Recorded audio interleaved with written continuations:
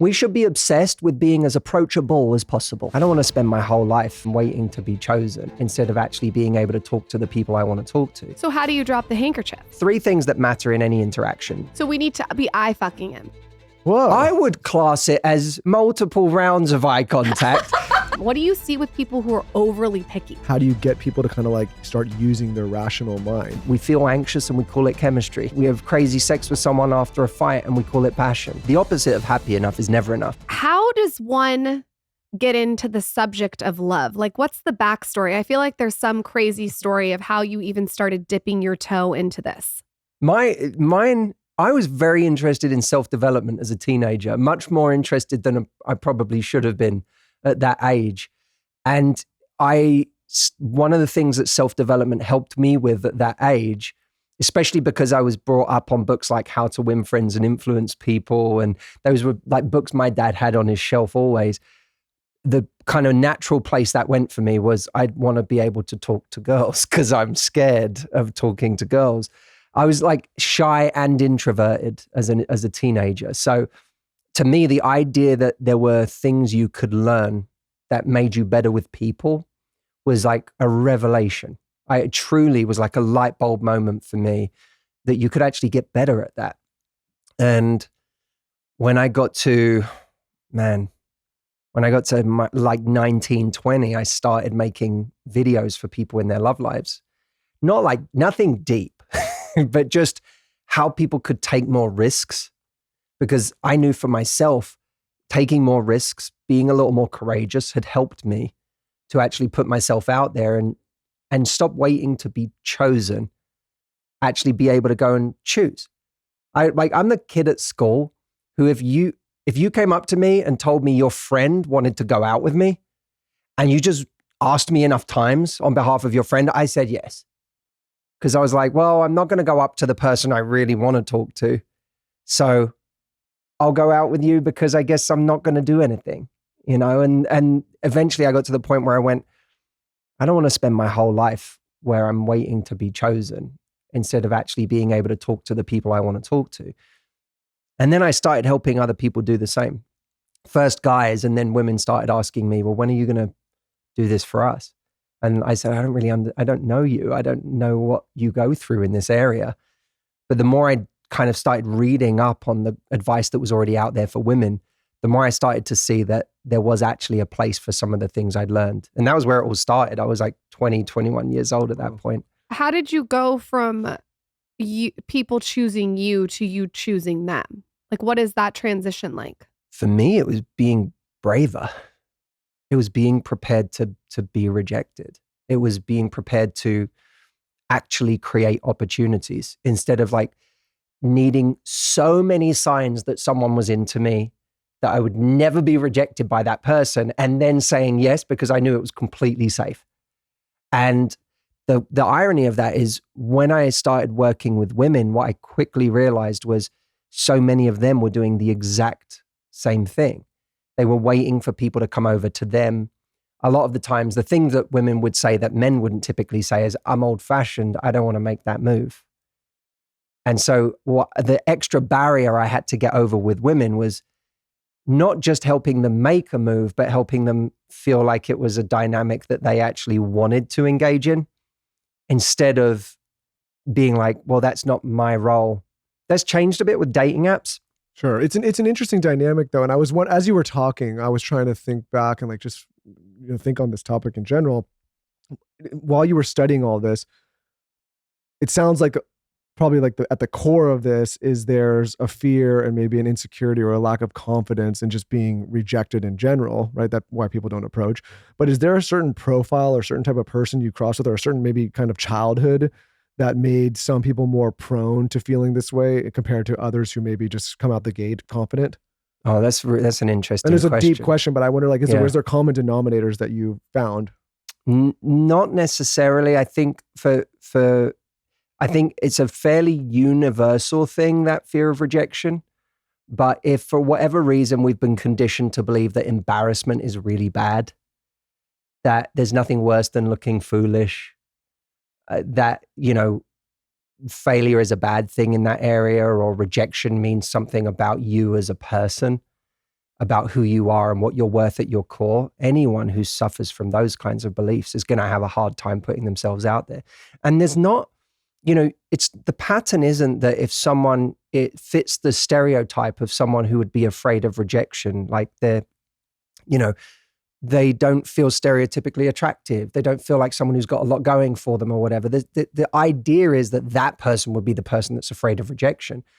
But anyone can be, right? You can be someone who, like, your belief that you are quite great, that if you think you're attractive or if you think you've got stuff going for you, that can also make you afraid of rejection. Because you don't want to like shatter the image you have of yourself. Yeah, you're afraid to give that up. And in a way, it's why you see a lot of, people who have a very strong ego are often the ones that are like, I'm never going to go over to anyone because there's no way I'm giving you the power to reject me and shatter that idea I have of myself. So that it works in both directions. Rejection can hurt for people who have no self-belief, but it also hurts for people who have built up a very big, strong image of who they think they are in the world. Yeah, that's what I mean. I asked you because I figured there was nuance like that. That makes so much sense when you say it. I'm not a big go up to people kind of girl if I was single. And the reason I'm not is because what you mentioned earlier, want to be courted. Like I think maybe you don't want to shatter the image of yourself, Lauren. Maybe when you're saying that, I'm like, is that, I think that for me, I'm so masculine in my business that in my relationship, I want more femininity. What do you tell people that do want to be courted? Like girls that are like, I just want the tradition. I used to, like when I first started out, I'm 36 now and I've been doing this for like nearly 17 years of my life. Wow. When I first started out, I was literally trying to get over that barrier you just said. Yeah. That I felt like women were making bad choices sometimes with guys and accepting bad treatment because they didn't have enough choice. So in my mind, I was like, if I could just get them more choice, they'll have better people to choose from, and they won't choose these assholes that keep treating them poorly. So my way of getting them more choice was to reverse that old-fashioned trend by coming at it with a certain metaphor. And I said, look, if you think you're old-fashioned, not approaching someone at all is not old-fashioned. Right. 100 years ago, someone would walk past someone, drop a handkerchief, and she'd keep walking, and the guy would see the handkerchief, and he'd think this is an extraordinary opportunity to be a man. I wish it was still like that. That's a good one, though. That I should drop a handkerchief if we get divorced. I'm going to drop a handkerchief. That's a great way to get a guy. You're not I'm going to go anything. to Saint-Tropez on the border and walk by the yachts and drop my fucking handkerchief. Full of handkerchiefs. Yeah. No, he would say, pick it up and be like, madam, you dropped this. She'd be like, did I? And they'd now have a conversation that he thought was his idea, but she chose him. So what I would tell people is, look, I can show you how to drop the handkerchief in today's era and what that looks like and how you can use that to make the move, but in a way that doesn't in any way make you feel like you're the one doing the chasing. In fact, you can make it feel like it was someone else's idea, but you are choosing them. So how do you drop the handkerchief? I mean, a simple way. Look, there's three things that matter in any interaction. One is eye contact, and most people don't make nearly enough of it. They look at many people will look at someone once, and then they'll look back at their friends, and they'll be like, okay, he knows. And he doesn't know. He has no idea. We're really dumb. Yeah. And the chance, by the way, he's also not wanting to take the risk that he thinks he knows, but he's wrong, and he's going to walk across the room and get rejected in front of you and your friends and have to come back and tell that story to his friends. Like, that's a hard thing for most people to do. So we need to be eye fucking him. Whoa. I would class it as multiple rounds of eye contact.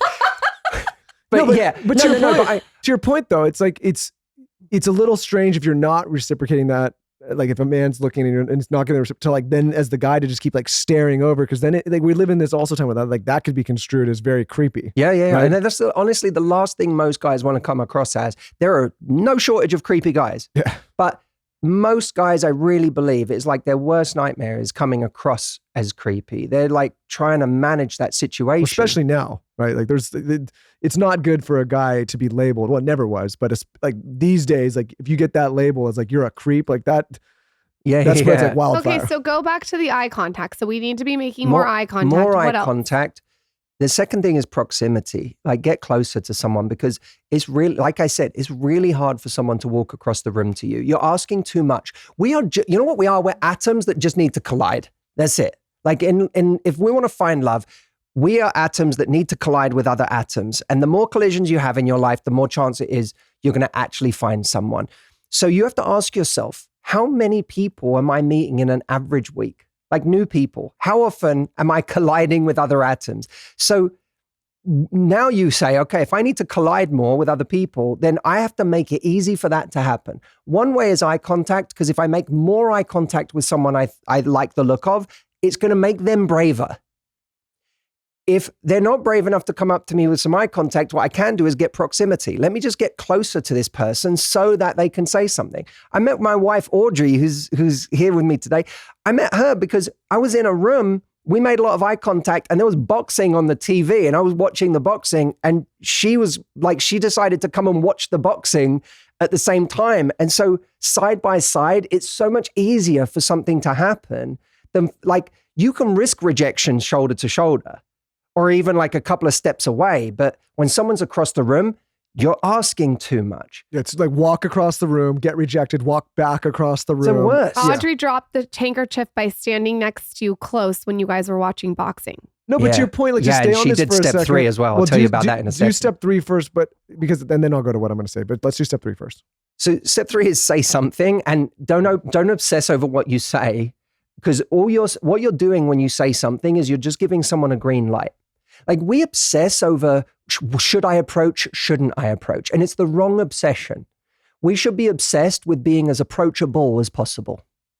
Because if you're approachable, you will have no problems with initiating things. Most people are not initiating things or having things initiated with them because they are not approachable. It's not because they're not doing enough approaching. They're not approachable enough. And eye contact, proximity, and saying something. Like Audrey literally asked me something about the boxing, like something she has never shown an interest in since, by the way. But that day she was like, she looked at the boxing and she was like, so how does it work with the like, and I was immediately we started talking and then we talked literally for like the next 8 hours. So, and that was the first night we met each other. But those 3 things, and the irony of this is I had been saying this since I was 21 years old. And then when I met Audrey, that was literally how we met, was through this thing that I'd been saying for the last decade of my life before that. So it's very simple, but people don't do these simple things. They don't make themselves approachable. And then they wonder why they never meet anybody. Well, I think a lot of it too has to do with a body language. Like, I think what you're saying too is like you need to be disarming with your presence. Like you have to have an essence of being disarming. If you have this body language where your arms are crossed and you have like a negative look on your face, or my favorite, the worst way not to get approached is being on your phone. Like if you're sitting there on your phone, no one wants to approach someone on their phone. It makes it look like, I don't know, it makes it almost look like the person feels self-important. So if you're looking to be approached, don't you feel like you have to have these cues that you're open? Yeah, 100%. Looking at your phone is one of the worst ways to shut yourself off from the room.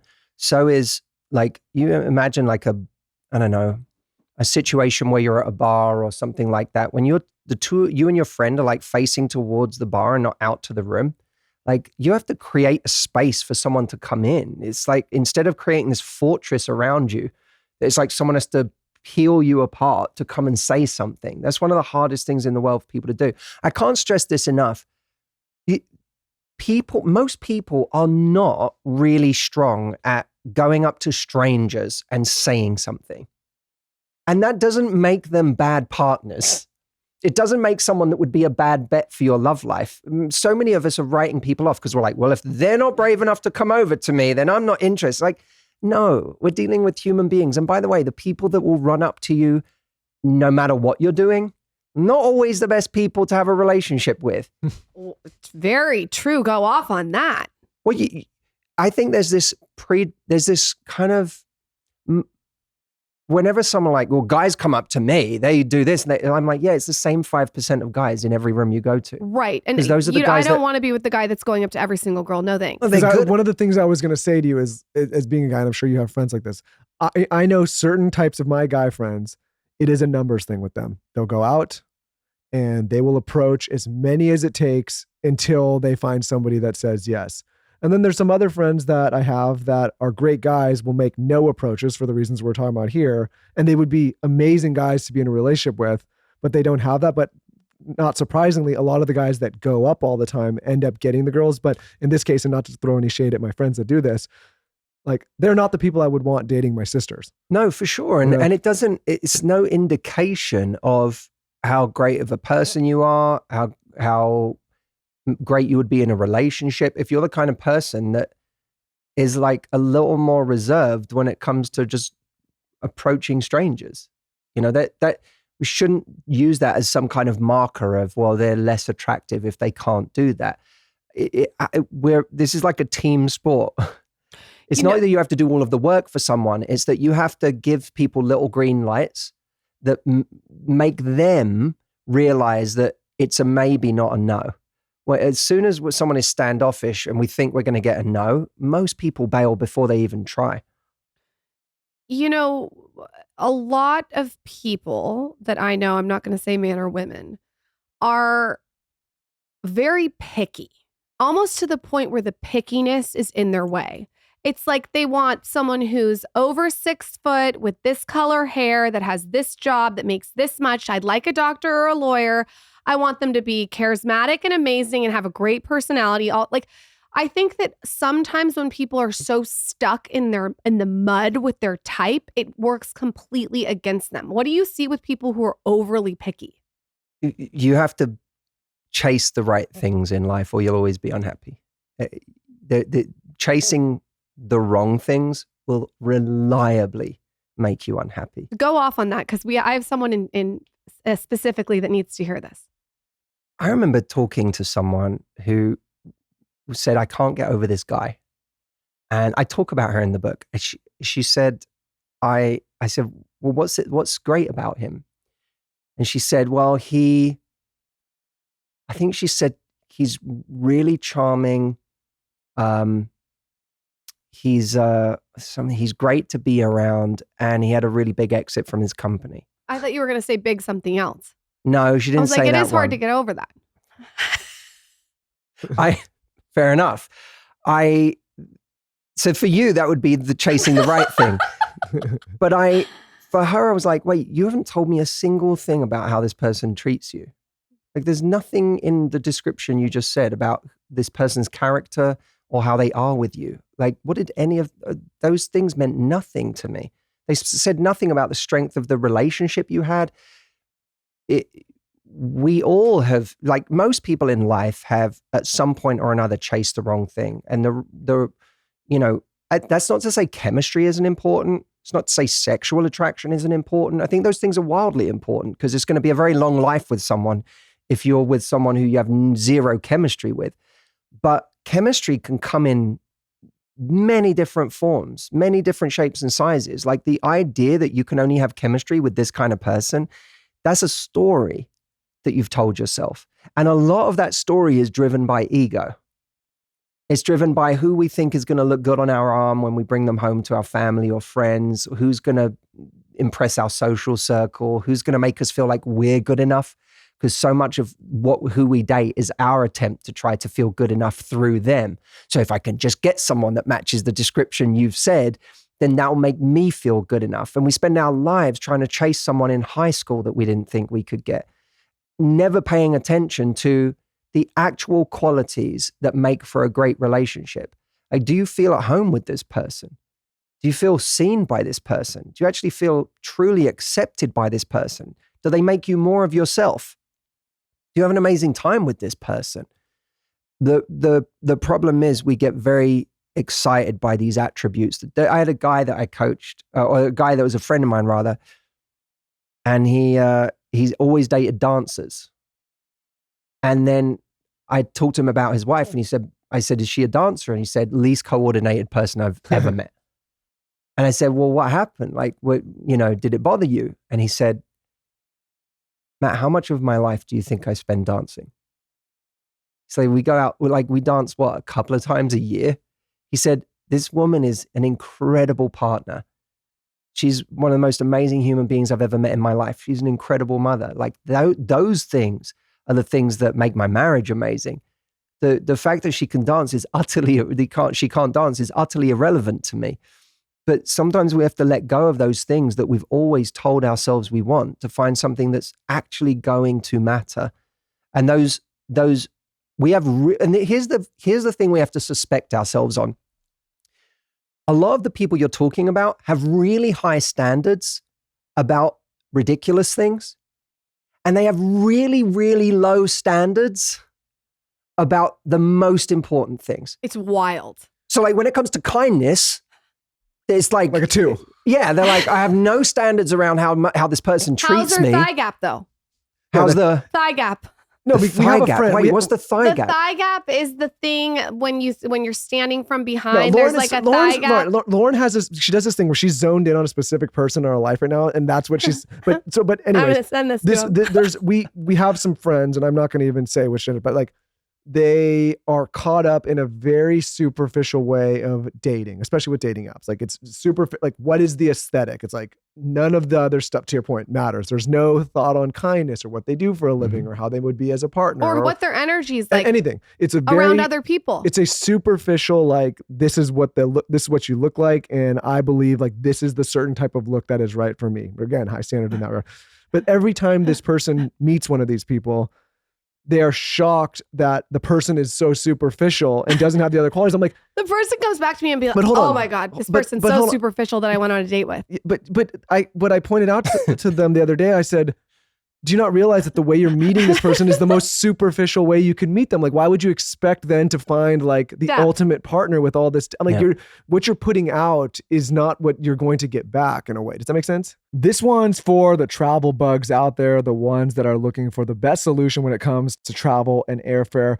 I will personally not fly any commercial airlines other than Delta. To me, Delta is by far the best airline out there. I love them for so many different reasons. One, I think their application experience is by far the best. Their customer service is the best. They have the best lounges in the airports. What I love about them is there's always a curated travel experience that's created for you. You always have the best in-flight meals and snacks, everything you need to be your best self. If you're a SkyMiles member like I am, you also get free Delta Sync Wi-Fi, more than 1,000 hours of in-flight entertainment, premium food options and beverages, and I get upgraded all the time just by flying Delta frequently. So I really feel like they put their customer service first. If you're flying in a premium cabin, they have the best options for lounges in all the biggest and busiest airports, which is always convenient, especially if you're someone like me who has to commute a lot or travel a lot. And like I said, at this point, Delta is really the only commercial airline that Lauren and I will fly. I think they're best in class. I think their service is best in class. I think the information they provide from a communication standpoint is best. I think their application's the best, their lounges, and also their in-flight experience. They always have the cleanest planes and the friendliest staff. So if you have travel planned in the future or you're getting ready to travel, think about Delta. Delta Airlines believes you should feel at home, even if you're 30,000 feet above it. Learn more at delta.com. Again, that's delta.com. So if you have travel planned in the future or you're getting ready to travel, think about Delta. Delta Airlines believes you should feel at home, even if you're 30,000 feet above it. Learn more at delta.com. Again, that's delta.com. We recently had the founder of Peol on the podcast. It was amazing. It was so amazing that I actually harassed her to book Peol workouts when I'm in LA. So I'm like booked for 4 workouts. I'm a huge fan of the brand. And you know who else is a fan of the brand? Jennifer Aniston. She is obsessed with it. The founder actually found out that she was a huge fan because she received an email from Jen's team and Jen wanted to get involved. She said she feels stronger than ever before. Anything that Jennifer Aniston's doing, I want in on. I don't know about you. So Peol, if you didn't listen to the episode, go back and listen, but it's basically a functional workout method that gives you like resistance. And it's designed to sculpt, strengthen, and energize the entire body. The cool thing about it is it's clinically backed with proven results. A lot of fitness methods are not. This method is designed to make you feel tight, toned, and lean. They even have like expert doctors and trainers on board. It's an amazing workout for if you want to save time and you want to do it from the comfort of your own home. They have on-demand streaming and they even have equipment. They They send it all to your house. Recently, I got a bunch of the workout gear and it's so chic. It's like white and black. It's amazing. We have a code for you. You can work out at home with Peol streaming on demand. It's so easy. It's not just another workout routine. It is a game changer. Try it out at peol.com/skinny. You can use code skinny for 20% off site-wide. That's peol.com/skinny. This podcast is brought to you by Squarespace. Squarespace is the all-in-one website platform for entrepreneurs to stand out and succeed online, whether you're just starting out or managing a growing brand. Squarespace makes it easy to create a beautiful website, engage with your audience, and sell anything from products to content to time, all in one place, all in your own terms. I've been talking about Squarespace now for a couple of years on this show. I think it is so important to own your own online presence, your own brand. One of the reasons Lauren and I love podcasting so much is you own an RSS feed that you can distribute this show anywhere that people listen to podcasts. We also love owning other properties like websites and blogs and e-com sites and newsletters, all of which Squarespace can help you build. It has never been easier to build an online brand, an online shop, an online presence. They have so many things like email campaigns, flexible website templates, analytics, blogging tools, flexible payment solutions for e-com sites, appointments, courses, anything you want to build online. And like I said, you own all of this yourself. You're not reliant on a third party or a social platform to build your presence. Lauren and I think this is such a great solution for anyone that's starting out on any level. Long gone are the days where you have to hire 18 different developers and designers and spend a boatload of money to stand up an online presence or a website or a blog or a shop. With Squarespace, you can do it all cost effectively, conveniently, from the comfort of your own home, and in a reasonable amount of time without 18 different moving pieces. Go to squarespace.com for a free trial, and when you're ready to launch, go to www.squarespace.com/skinny to save 10% off your first purchase of a website or domain. Again, that's squarespace.com/skinny. Oh, 100%. And the problem is we also resent the people that respond to our bait, whatever our bait is, but that's the bait we keep using. It's like the guy who I knew a person who every first date, he took people to like a 5-star restaurant, where there's going to be some crazy check. And I'd be like, and this person complained to me that I really don't want people who want me for my money. And I was like, why do you keep going to these restaurants on first dates? Like I know some really amazing ramen places you can go to. The food's incredible. I'd love a Happy Meal. You'd love a Happy Meal. Yeah. Somewhere maybe between a Happy Meal and a 5-star restaurant. To my point, you don't need to go to these places. Why do you keep taking people to these places? It's because there's something, and when you ask people that question, there's always a first response. And his first response was, well, because I'm a food guy. I love the food in this place. I'm like, you don't need to spend $500 for a meal to have great food. There are some amazing places you can go. This is about something else. This is about what you think your value is. This is about what you think is your best bait. And you don't believe in everything else you have, that's going to be interesting enough that you have to take someone to this fancy place in order to be impressive. It's no different from men or women who are constantly on Instagram posting these ridiculous thirst trap photos that it's like, then people only want me for my body, or people only want me for sex, or the bait that you keep putting out over and over and over again is hypersexual. It's so wild to hear you say this, because it makes so, like, we have a good friend, it's same thing. He literally will start dating a new woman and he's like, hey, let me get you a car. Do you want me to get you a condo? Do you want me to? And then a few months later, he'll be like, I'm so pissed. Like this person's a gold digger. They only want me for, I'm like, dude.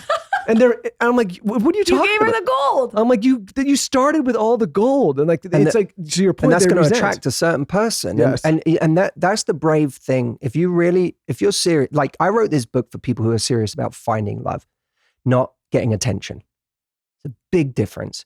Elaborate on that. And you might have to give up the attention that you're used to find the love that you actually want and need. Give us an example of like somebody like that you're describing. I guess that you're describing. Like if you're a guy, you might have to go on a date and stop talking about your achievements and stop talking about the car that you're driving or the lifestyle you have, even casually alluding to it. Like people have very casual ways of alluding to it because they want someone to know.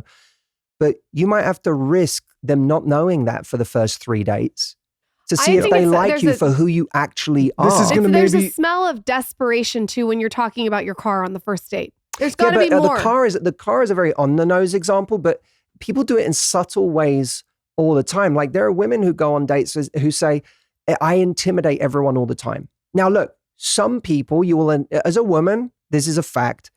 If you have anything going for you in life, there is a whole swath of men that you will intimidate no matter what, right? That's just true. But if you tell me I'm intimidating everyone, then I have to start to say, what way are you interacting, or what are you bringing out constantly that is consistently making someone feel disconnected or intimidated instead of connected to you? Because some of the most successful people I know, men or women, are the best at connecting with people. They come in with ultimate humility and they're just curious about other people. So if we keep making someone feel a certain way, it's usually because there's a weapon we're used to using that makes us feel very comfortable. It's like someone who goes on a date and does nothing but tell jokes. And the other person had a really entertaining date, but at the end of it, that person feels like, I don't really know you. It was hard to have a moment of sincerity because everything was a joke. But if you feel like that's your weapon that you lean on over and over and over again, then you never show the breadth of who you are. That means someone says, this is the kind of rounded individual that is truly irresistible to me. And it's a danger we all can fall into. Whatever is the thing we feel most validated for, whatever we take the greatest sense of significance from, risks becoming our greatest vulnerability because we overuse it. Whatever is our validation becomes our mutation. Yeah, and this may sound a little misogynistic, it just might. But to your point earlier about seeking attention, if you're a woman that's out there posting thirst traps all the time, and then you attract a certain guy because of that, and then maybe that guy also does not then want to take a relationship seriously with you. Like, again, to your point, like you may be getting a lot of attention from a lot of different people doing these things, but to find love, you may have to sacrifice some of those practices. Like, and again, like I don't make all the rules of society and I don't make, the gent, but there's a certain type of guy that might be not inclined to pursue a serious relationship with someone who's engaged in that behavior. I'm not saying that that's right or wrong. That's just how it is. I don't think that's just a female thing. Yeah, I look at guys on Instagram. Sure. And, certain guys who are like, I want to be taken serious. If there's a guy out there in business who's like, I want to get booked for keynote speeches by companies, and every photo of him on Instagram is a six-pack photo. Same thing. You're not putting yourself in that lane because it's hard for people to take you seriously when this is all you're posting. But the problem is that we live in a time where people think the lanes shouldn't matter, and that because they're alive in a time when people are either more accepting or they're, a little bit more socially liberal, that like all of a sudden all the rules of society have passed, like go away. And it's like, it's just not realistic. Like it's also kind of BS. Of course. It's like people post things because it feels good, because it's like we're inclined, all of us, we are inclined to want to post, to be drawn to post the things that get us the most attention. And it's no different. In love, it's in many ways the same as building a brand in business. The temptation in business is online to just post whatever content is going to get the most likes. But what gets you the most likes this week might not be the best things for your brand long term. Yep. They might not be the things that attract the kind of opportunities you really want, but it's hard to stray away from the things that get us the most attention. But if we, in our love lives, we have to go for quality over quantity. Like, what's actually going to attract the kind of person that I am interested in? And it doesn't mean any of that is wrong. It just means what kind of person am I trying to attract? To your point, Lauren, it's like if someone says, these guys are so superficial, but there's something about the way they're engaging with people that takes place very much on a superficial basis, then that is what you're attracting. Well, I think what I like about what you're saying is there's a lot of energetic things that aren't said that need to be talked about more. There's energy and body language and underlying reasons people are like, this is more than just like going on a date and being funny and cool. It's like there's energies that you're putting out there and then you're confused at why you're getting the energy back. No, but it's like, this could be said not just in relationship for business as well. To your point about the guy that's doing the six-pack abs and then wanting to be a keynote business speaker. It's like, you're not in the lane where other people in that lane are going to take you seriously. It has nothing to do with how you feel. It's like, it's just the space in general. If you want to be there, you have to kind of put yourself in alignment with that space. Yeah, and the values of the people you want to attract. You know how many messages I get a week from guys telling me they want to work with me in some way, shape, or form. And when I go to their profile, it's Ferraris and watches and planes and them in some silly restaurant somewhere. And like, they're like, I want to work with you, bro. And I'm like, I don't think we have a lot in common right now. Like, everything you do is about money. Every single post you have says to me, the number one thing that's important to you in life is money. Why do you think that there's a lack of humility happening? Do you think it has to do with social media? What do you think this is like going on? Like, as in, these things that people are posting about reflect a lack of humility? Or do you believe that in some of these cases, these people believe that these things are what will get... That's the problem, like, I think. Maybe they believe that that's what will get them attention. I think that we use whatever... Look, we're all trying to get by in life. And we're all trying to find love. Whether it's love of another person, whether it's love of a community, friendships. We weren't popular at school. We didn't feel loved then. We want to feel loved now in adult life. We're all just looking for love. And that's the core of everyone. I really believe that. And so I'm not looking at all of these things, judging these things. I get where it comes from, which is why I say I'm not criticizing it. I'm saying we need bravery to do something different, because it's in all of us to want love and then to put forward whatever we think is going to get us that love. And so we default to either what we've been taught. You've got guys who are being taught that, bro, you're not enough as you are. So if you go and make a ton of money and become powerful, then people will respect you. Then you'll be attractive. And so the guy that worked for the last 10 years to achieve those things, what is he going to post about? Of course he's going to post about everything he's now achieved and all of the money he has. Or if he's on his way up, he's going to post about those things as if he has those things, because he's been told that those are the most important things about him. And it's the same for many women. If it's like, oh, this is actually the quickest route for attention. This is getting me that picture I just posted of a sunset got 3 likes, and the picture I just posted by the pool got 200 likes. It's human nature to be wanting to post more pictures by the pool and less sunsets, right? It's just, we all have that gear. No one is immune to that seduction of, wow, this gets me more attention, and attention feels good because it feels like it might make me worthy. So I don't necessarily think, for some people, it's a lack of humility, right? And at the extreme end of that is narcissism. But narcissists are the most insecure people. It's why they have the greatest veneers. It's why they have the greatest egos, and the identities they build up is because they're the most insecure. So I think that we live in a culture that seems to reward a lot of what I think of as, whether you want to call them the wrong things or things that just don't pay off in the long run, things that aren't really nourishing in the long run. I think we live in a culture that rewards a lot of that. I try to sit with myself and go, what is it I really want? What is it? Like, for me? Yeah. Well, let me give you an example, right? Because the answer is different depending on what area of my life. But right now, I'm promoting this book. I have people coming to me from magazines who want to do pieces with me to promote the book. And one particular magazine has come to me, a very big magazine, and is like, we want to do a big piece on this, and we want to tie it to a celebrity relationship because we're big on celebrity relationships. And my immediate answer is, I'm good.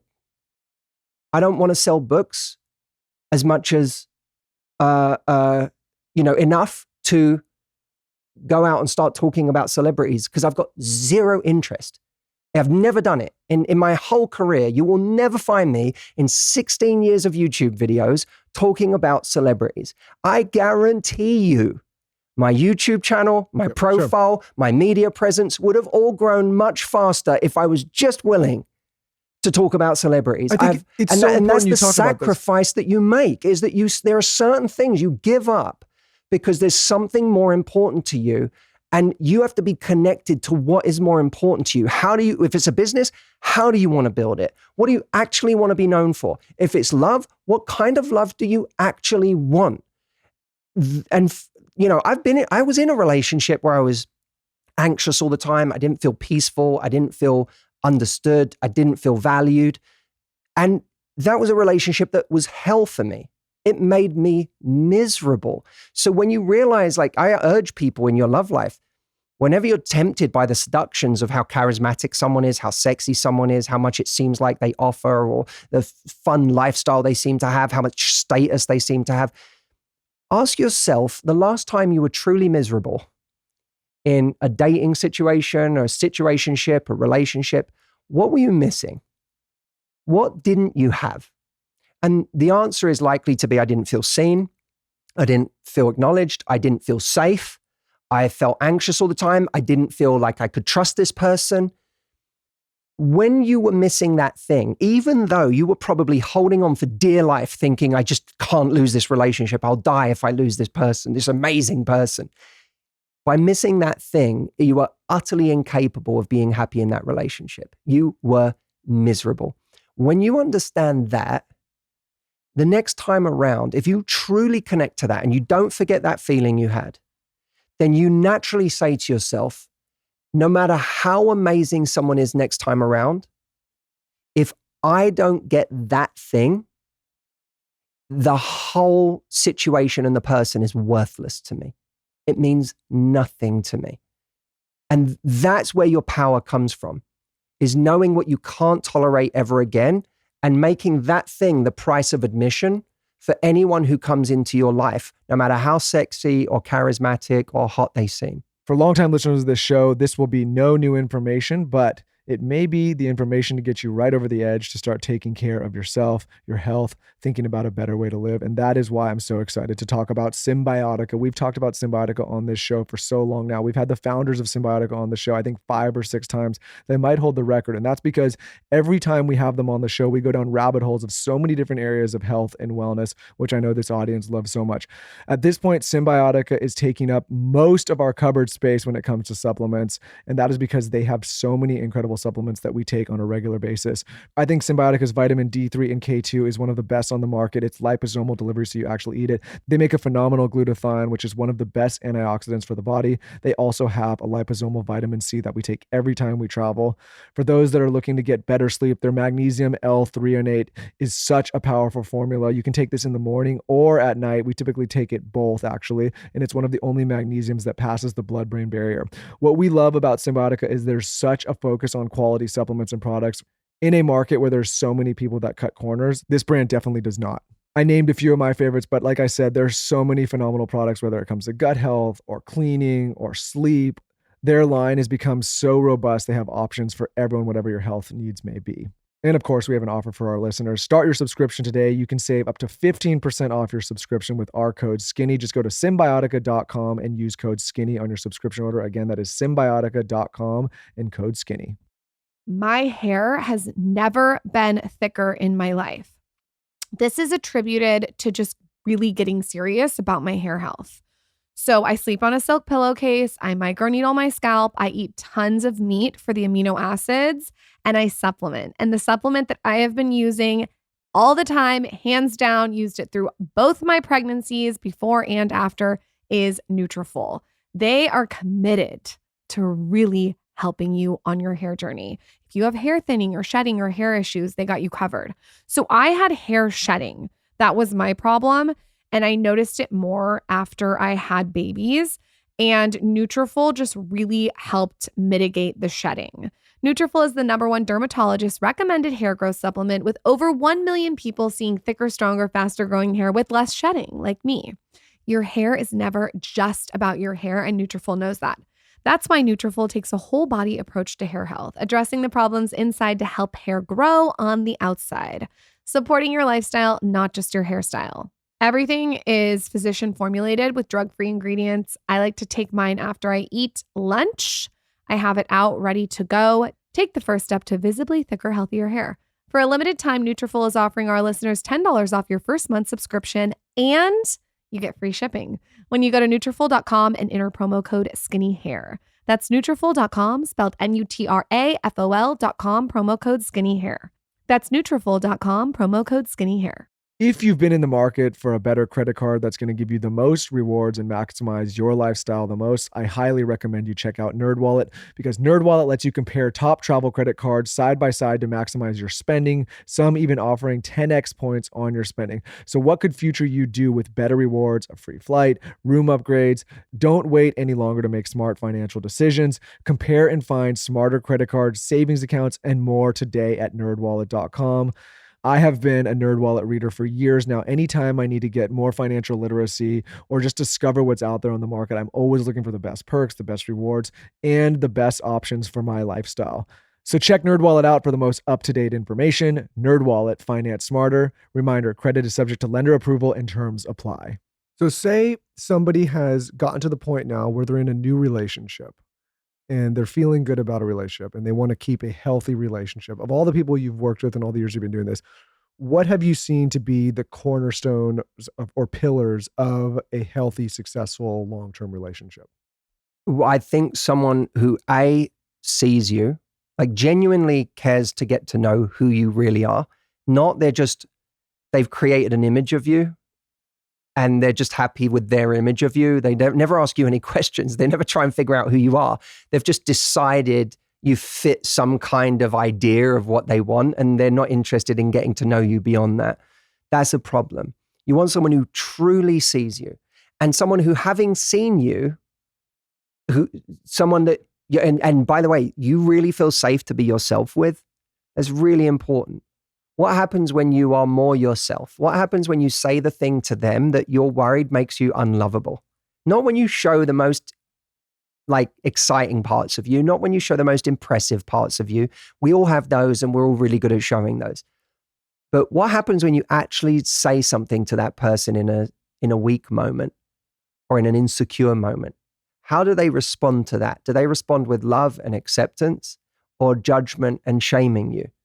The thing I value the most about one of the things I value the most is that when I was vulnerable in this relationship, it was rewarded with more love.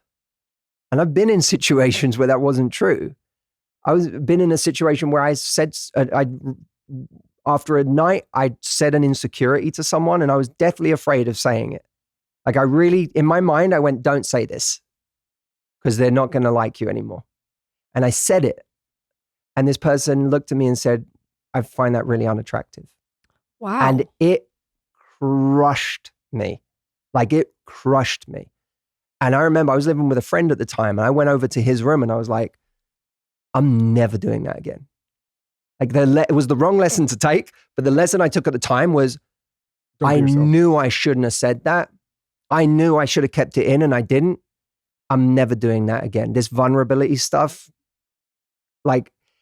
and it took till this relationship to find, to then truly be vulnerable in a different way where I was like, and it was hard. It wasn't easy. It wasn't easy. I remember being vulnerable at one point and then going quite cold after I got vulnerable and her being like, what's going on with you? Why are you so cold right now? And the reason I was being cold is because my defenses went up because I was like, now that you know this about me, you're going to look at me different or you're not going to be attracted to me anymore. Your view of me is going to change. And she was like, that is the complete opposite of the more I know about you, the more I love you, the more I understand you, the more I know who you are.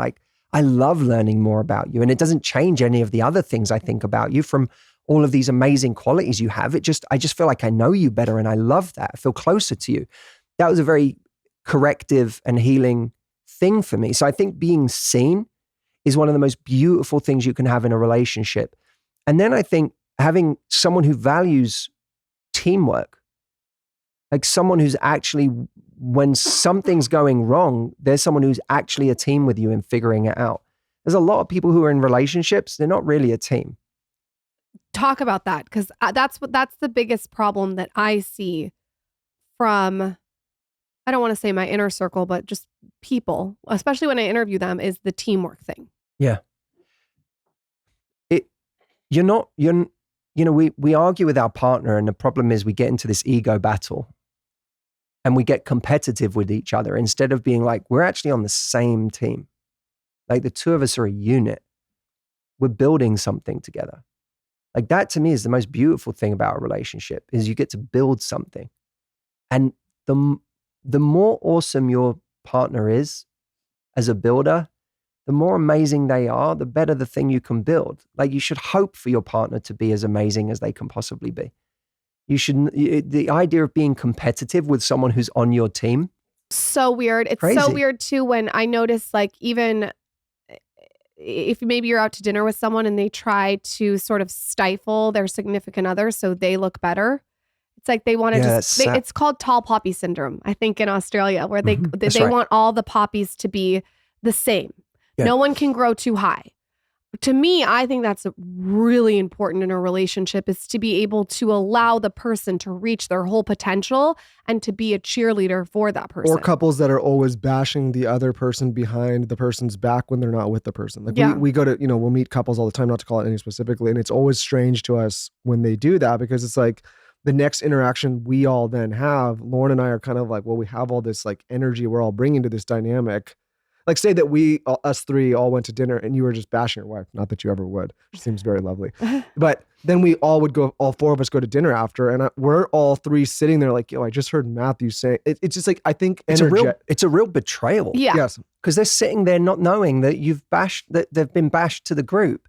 It's a horrible thing. It's a real, that to me is like beyond unkind. It's a breaking of trust. It's a breaking of a pact that you should have with your partner. Yep. And it's a kind of, it's almost like a lack of, I want to say like a lack of vulnerability that we're afraid of building up our partner sometimes because, well, what if they overtake me or what if they're then we're afraid of giving too much in case someone else doesn't give back. You also see this sometimes in a relationship where one person in the relationship decides to start really trying to better themselves and the other person kind of cuts them down for doing it. It's like a weird thing where it's like, I want to keep you here. I think that's a projection though, that they don't want to better themselves. So they're projecting an energy onto the person. Or it's like, maybe I don't want anyone else to desire you type thing. And there's like a lot of weird. I think there's a fear of, I'm going to lose you. There's a fear of, this upsets how I think about myself. We all exist in this web with other people when none of us are on our own. None of us are an island. We have threads between us and everyone we know. And when someone we know does something, even if it's not your partner, it could be a friend, it could be a colleague.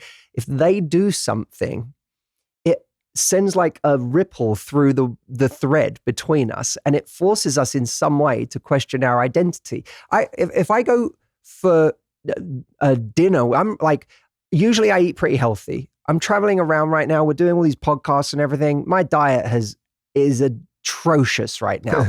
I've not been training. I don't feel that great in my body right now. I don't feel like myself.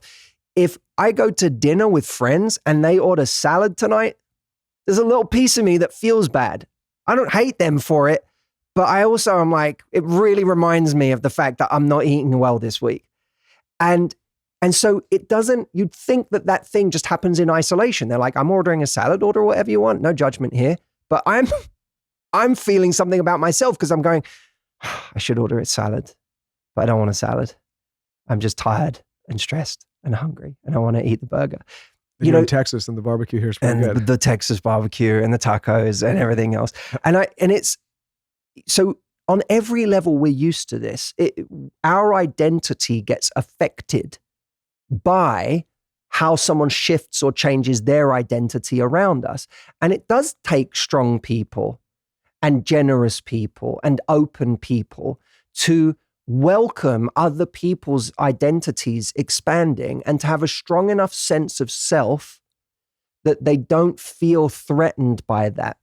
If you already feel you're not enough and someone else around you gets larger in some way, then it reminds you that you don't feel enough and it makes you feel like you're going to lose that person because right now the thread I have to you is tied to you staying where you are.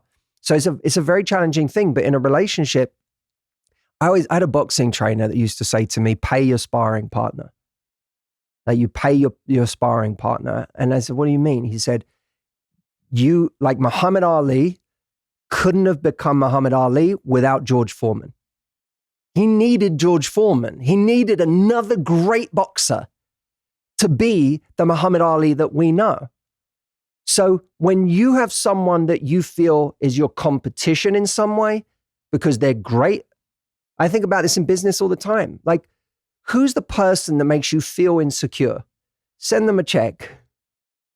Because that's the person that's going to make you better. That's the person that's actually going to up your game. You can't become the person you're going to become without having that standard set. And you can actually look at your relationship the same way. I want my partner to be as amazing as she can possibly be. I want her to go as far as she can go, whether it's professionally or personally in her own growth. I want her to go as far as she can go, because that rising tide raises all boats, right? That's going to make me better if I'm around that. That's a privilege to be around someone who's great. And you can spend your life surrounding yourself with people who are not great, and you can feel big and strong and important. Or you can make your goal just your highest potential. But you can't reach your highest potential without surrounding yourself with amazing people. You just can't. That's the clip. I mean, pull that clip. Jesus Christ, there it is. That's the clip for TikTok. I mean, that was a great sentiment. I know we got you tight on time here, but before you go, when you talked about kind of enough, and I wonder, like, and I think you talk about like being happy enough. How do you define that? And the way I think about this is, we all kind of know these people that have either reached a certain level of success or like have something in their relationship, and they just kind of like push for that extra inch, that extra mile, and sometimes to their detriment. Robert Greene talks about this in his book. It's like they go past their mark. And like historical examples, like Napoleon does not need to go into Russia, right? Like, it was fine. Like, he didn't need to do all that. Like, there's all sorts of examples of powerful people in relationships and throughout history and in businesses that like they just go too far because they just can't be happy enough. When you think about that, especially for what you do, how do you kind of talk to the people you work with about that? The opposite of happy enough is never enough, right? Mm-hmm. And there are so many people for whom it's never enough. There are people for whom they'll never be happy in a relationship so long as someone that on paper is better looking than their partner can walk into a room. They'll never be happy, as long as there was something else they could have gotten. There was a quality that the partner they have doesn't quite have as much as this person over here. But in your love life, relationships, you can't take with you this hyper optimization mindset to humans. You're dealing with a person. And if you were to exchange the things you have in this person for the things you have in another person, you don't get to tweak the one thing that you want more of. And the grass isn't always greener.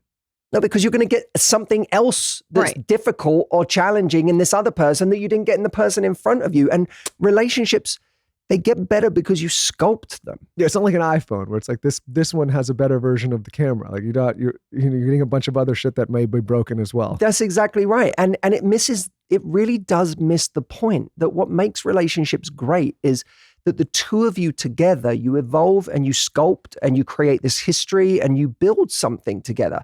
Like, that's the special part. In the book, I talk about there being 4 levels of importance in any situation. There's a chapter called How to Tell Love Stories, because I think we tell ourselves love stories all wrong, and we get attached to all the wrong love stories. Like, it's fine. Movies and books are great. Like, don't get me wrong. I'm a huge romantic when it comes to movies and books, but I never confuse them with what a real love story looks like. I did love Cinderella. You love Cinderella? Yeah, but go on. What was Cinderella? The prince lost her shoe. She's cleaning like. No, but talk about this though, because Titanic. Okay. How old is she in Titanic? Have you seen that meme of the person and it's like the greatest love story of all time, the woman who slept with a homeless man and then let him drown? That's kind of like summed it up in a dark way. Well, here's what does trouble me about the story is we are all invested in this love story between two people that took place, 80 years ago in her life? 70 years ago in her life? And she knew the guy for how long? 5 days? Honestly, to be kind of crass, I mean, like, she fucked him in a car and then he drowned. The car was hot though. Yeah, I know, but the car was point is, hot. The car was hot. Come The car on. was hot. but to your point, like we're, By the way, I'm not bashing Titanic. I love that film. I cry every single time I watch that film. Not bashing the story, the movie, but in real life, this is a story about someone who is still thinking about and talking about someone that she knew for a few days, decades ago.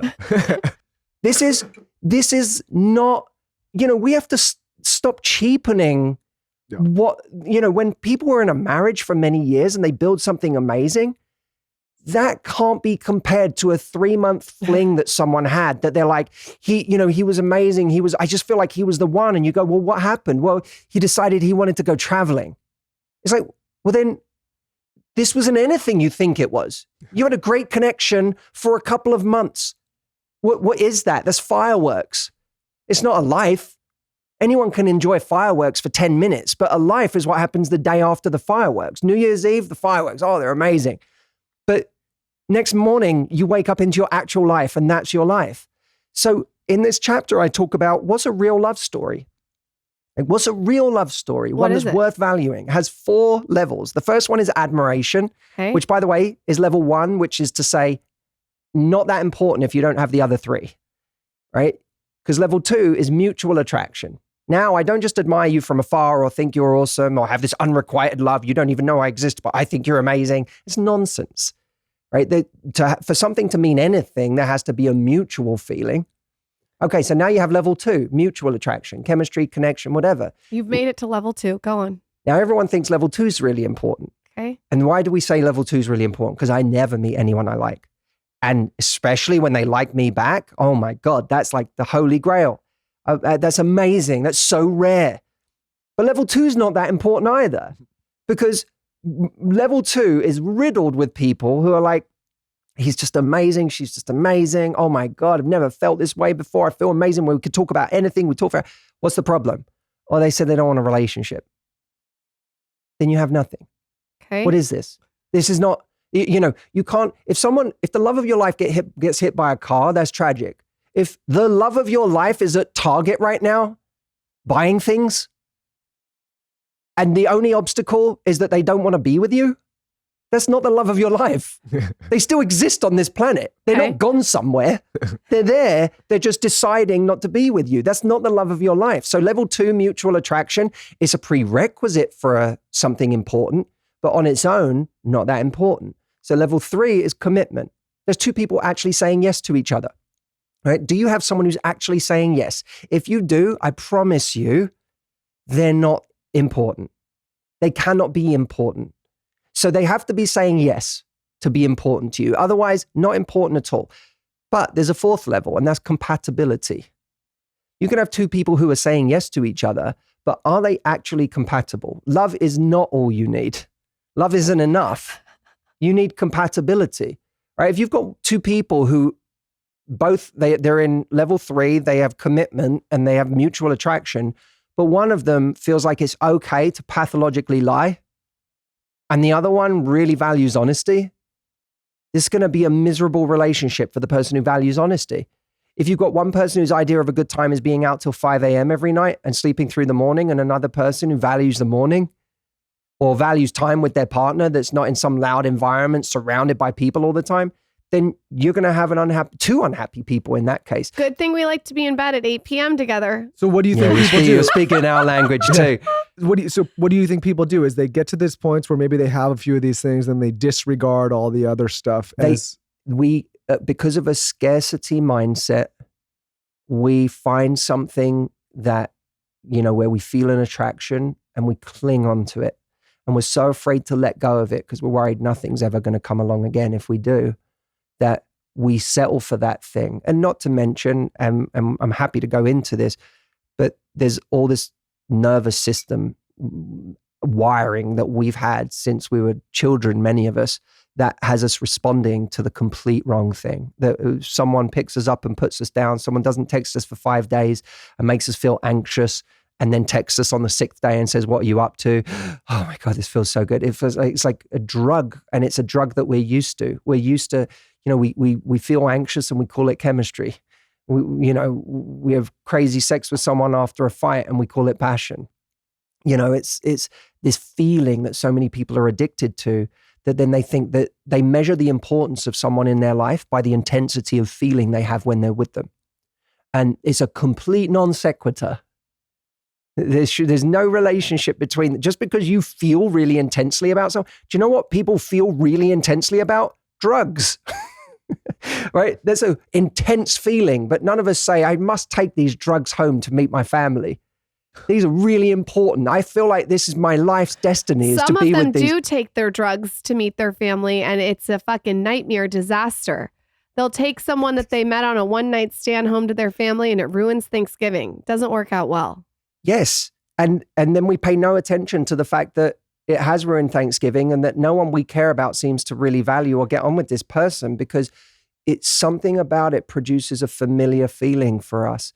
And when something's familiar, it's like that's now we're getting into deeper stuff, but we keep gravitating towards these things that have been patterns our whole life. I have a whole chapter in the book called How to Rewire Your Brain, because the truth is, what's getting in the way for so many of us in our love lives is that we have wiring that keeps driving us to head-on collisions with the things we say we don't want. I was going to ask you how you, in a way, and maybe this is dumbing it down, and I'm sure your book is much more elegant than I'm going to put this, but how do you get people to kind of like start using their rational mind and to start recognizing these patterns? You have to, such a good question. You have to start to deviate from your normal behavior, which takes bravery and it takes curiosity, because you have to do something different than you would normally do. And by doing something different than you would normally do, you start to invite a subtly different result. And when you get a subtly different result, it can be just the beginning of a new belief about what's possible. I'll give you an example. There was a woman I coached that she was, by all accounts, dating a guy who was a great guy so far, like had been doing everything right. And then one Saturday, he got together with his friends and he didn't invite her. Like daytime thing, Saturday. And all her abandonment issues came up. Like it just activated her nervous system.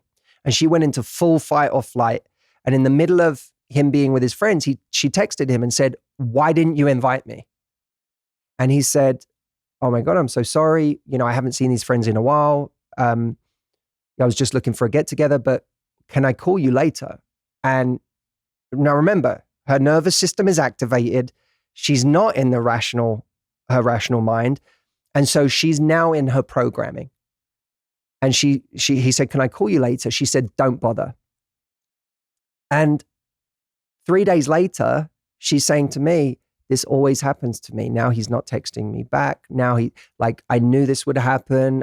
So now, what's the thing she wants least in the entire world? She does not want to be abandoned. That's like the thing she fears the most. What has she created in this situation? Abandonment. She's literally created the thing that she's most afraid of. To the chaos that you had when you were a kid. If abandonment was hers, she wants to warm the temperature right to abandonment so she can create it, because there's an addict behind it. It's also just with it's familiar, right? And when something's familiar, it gets really hard to stop doing, even if it makes us unhappy, because anything that's unfamiliar just feels scary. If it's outside of our comfort zone. So we have to start doing things. And by the way, when we do something that's unfamiliar, we have to be prepared for the fact that we are like a toddler who does not know what they're doing. There's going to be a new reaction. Yeah, you're going to, let's say instead, she said, right, how do I deviate from my programming here? If I could just do something different than I would normally do, what is it? Well, maybe I'm going to express that I'm going to speak to them that night and express that I got hurt by the fact that I wasn't invited. So I still bring it up, but instead of saying, "Why didn't you invite me? Don't bother calling me." Instead I get on the phone and I say, "This may be silly. Maybe I don't have a right to feel this, but I actually felt a little hurt and sad that you didn't invite me today." I don't want him to invite me because I want him to see how boring life is without me. Which is a different pattern. That's Yeah, I'm addicted. we don't listen. We'll have you back on. It'll be about 4 hours. Let's talk about 4 hours to go through her patterns. With your friends, and you can see how that is without me and my personality, and you go see how that is. We got a lot of pattern resolving to do the next time you come back. In this instance, what did you do with this woman to help her through this? To help her understand that, look, firstly, ultimate compassion for yourself is necessary in this situation. And that's why I said to her, is that you have to be really compassionate to yourself, because the next wave of what we feel when we do this is shame. Yeah. Like, I'm such an idiot. I can't believe I blew it. What's wrong with me? Why can't I be a normal person and have a normal reaction to stuff like that? Why did I have to get so hot-headed, so hurt? We then shame ourselves. And that's the wrong thing to do, because look, there was a time in her life where that abandonment was real. So there's a part of her that's not reacting to what's really going on here. It's reacting to a time in her life where her body adjusted in a way it had to adjust for her to survive.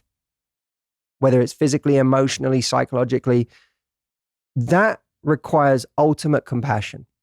When you get triggered by something, no one's choosing to get, you don't choose to get activated where you now feel like tense and anxious and you don't feel good anymore. No one would choose to flick that switch and turn that on. It's involuntary. So compassion, this comes from a time where your body got wired up in a certain way and you didn't choose that. So now we're dealing with the wiring. Okay, so we're here. How do you get out of your wiring? Well, first, recognize that this old wiring has not worked for you in many situations as an adult. In fact, it keeps robbing you of the very thing that you want the most in the world. You want love, you want connection, you want intimacy, and this fear of abandonment is literally making you push people away. So this hasn't worked. Now, are there people that get different results than that?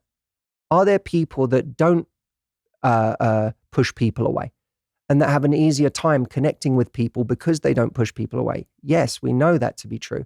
So let's get really curious about what they might do in this situation. I can remember a time in my life where I would get jealous, and I hated being jealous. It's like the worst feeling in the world. I don't want to be jealous. And I remember finding people who I knew who were in great couples and just being a dummy with them. Just sitting with them and asking questions like a toddler who just doesn't know what he's doing. So how do you not get jealous? And okay, and then I'd come up with scenarios. So if they did this and this, what would you do? And I'd see where I went left, they went right.